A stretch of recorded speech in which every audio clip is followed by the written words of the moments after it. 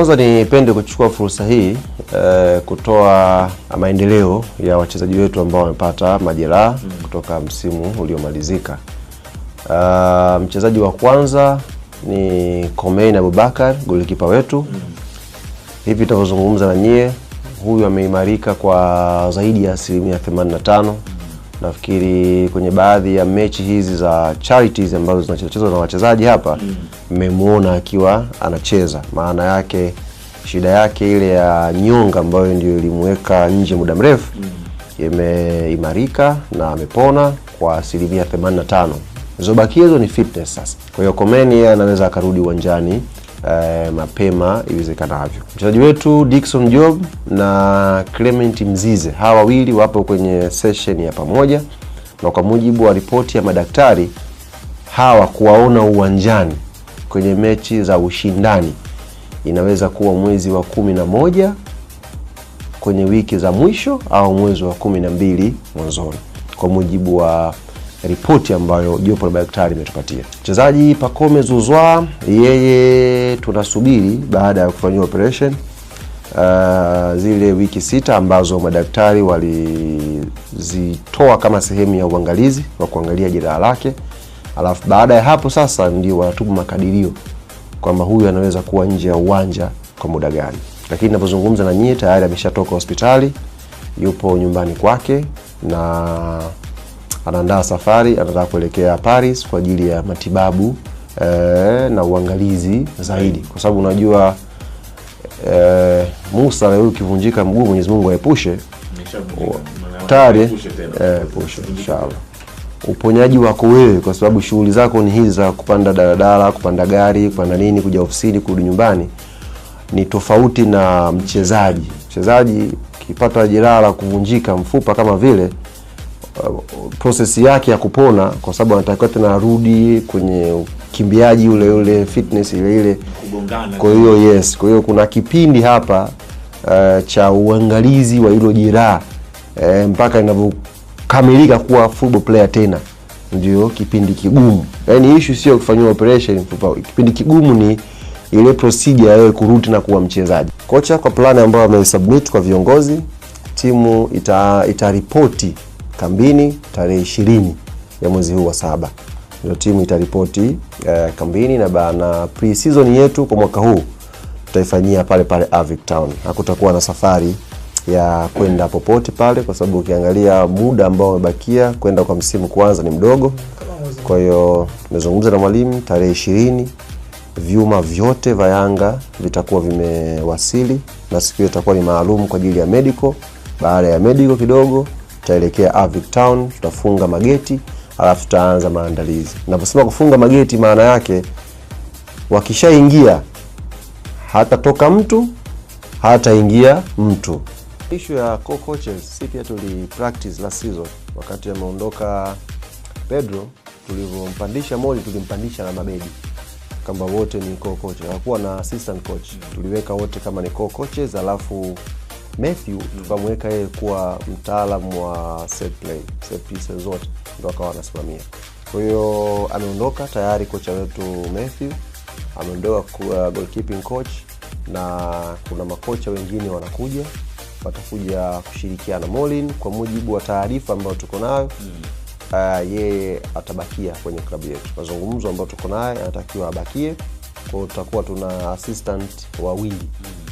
Hatuna assistant 1 au 2, tutakuwa na assistant wawili ambao wao wanamsaidia head coach. Mabedi hapana.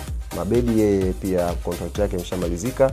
Kwa hiyo mazungumzo sasa hivi ni Molin kusalia, na atasalia na akifanya kazi kama assistant wawili na assistant anayekuja na head coach. Lakini head coach ametupa video analyst ambaye anakuja naye, na uongozi pia kutambua football inapokwenda sasa hivi, tumembakisha pia video analyst ambaye tulikuwa naye last season. Kwa tutakuwa tuna video analyst wawili next season. Mtu anaweza akashtuka, lakini ni namba pia ndogo kwa mujibu wa experience ambao walikuwa wanatupa.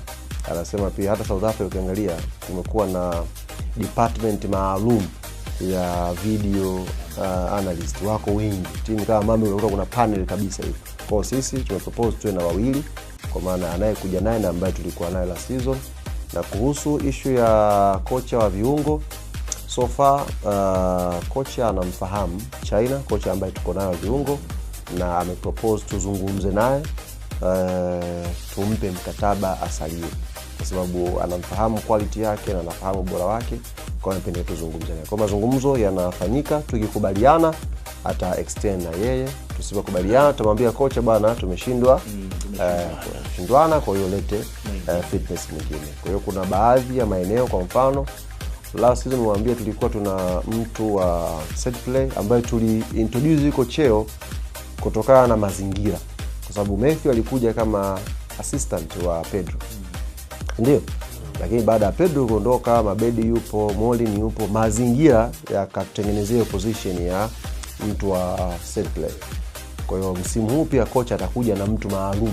Set play ndo kama joga hiyo. Football imefika huko sasa hivi, yes. Kwa hiyo tutakuja na mtu maalum pia wa shughuli hiyo. Bosi wetu GSM, kama kuna season amespend hela ya usajili ni season hii. Kwa sababu most of the signing ambazo zimefanyika season hii, nyingi tumevunja mikataba. Nyingi tumenunua. Unapungua mchezaji, maana yake unanunua mkataba wake na unampa huyo mchezaji hela. Kuna transfer fee na sign on fee. Kwa hiyo GSM tumshukuru. Tumshukuru sana, tuendelee kumshukuru, na Yanga tunajivunia. Kama kuna dirisha amespend mzigo wa kutosha, ni dirisha hili, kwa sababu kuna players ambao tunawabakisha kwenye timu, kuna players ambao tunakwenda kuvunja mikataba kwenye timu ambazo wako nazo. Kwa hiyo na sport hayo ambao ana mkataba miaka miwili, ana mkataba sio mwaka mmoja, miaka mitatu. Kwa hiyo hatumuache tatu kwa sababu ya mkataba. We negotiate bwana, miaka mitatu tupe value yake.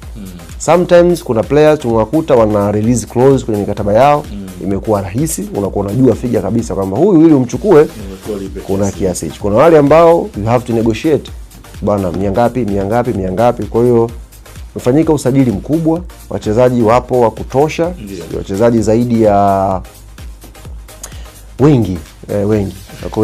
Sasa ngataja idadi hapa ikawa ndogo sana. Alafu nikapigwa receipt baadaye. Simu kwenye utambulisho hatuna sijui teaser, hatuna sijui nini. Muda wote sisi mtakutana na story muda wowote, wakati wowote. Style Manchester United. Sisi msimu huu tulichokiamua kama Yanga kwa idara yetu ya habari, sisi ndio tutengeneze trendi tufate. Yaani kama vile mjadala wa kocha silikuwa haupo, sisi tulivyoweka kocha tukaleta trending ya kocha kuchambuliwa, kujadiliwa na kila kitu. Hivyo kwenye usajili. Hatutaweka teaser sijui saa 9 usiku, sijui saa ngapi. Wewe cha kufanya tu kuwa karibu na page ya Yanga. Muda wote, wakati wowote. Tunaangusha kitu. Tukishaangusha, hata kama nchi ilikuwa inajadili jambo hili, si Yanga tukiweka watu wanakuja wote huko.